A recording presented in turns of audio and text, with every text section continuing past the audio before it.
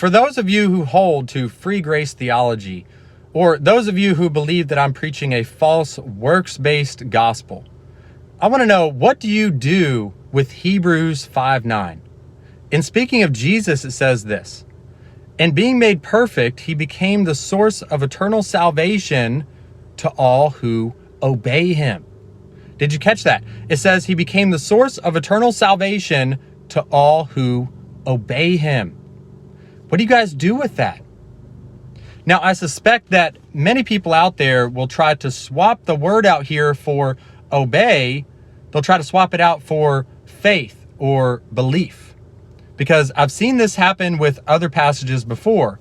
Like, for example, in John 15, where Jesus commands us to abide in him, I've heard it said, well, that just means to believe in him or have faith in him, as in to just believe some information about him.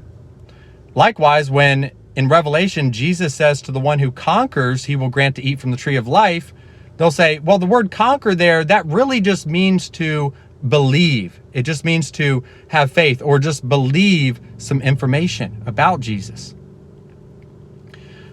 Good Hope, I actually did a video on this, but Good Hope said that we don't have to keep the commands of Jesus. We only have to keep one of his commands, and that's to believe in him.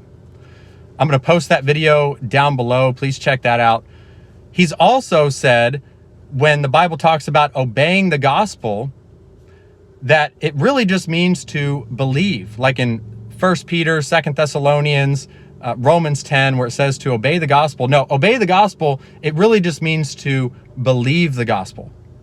And he thinks that these passages actually support him when they actually stand against him. They stand in opposition to him. They say the opposite of what he's saying. See, we not only have to believe the gospel, but we have to obey the gospel. That's why it says that many became obedient to the faith. That's why in James, he says that faith without works is dead. That the body apart from the spirit is dead, just like faith apart from works is dead.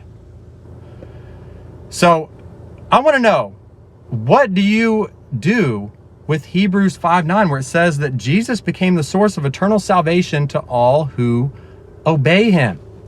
Now, I'm not interested in having a lot of arguments in the comments or debates. I really just want to know what the best argument for Hebrews 5:9 is. So please send this video out to as many people as you can who hold to free grace theology, and we'll try to get the best argument for this that we can. Thanks, and God bless.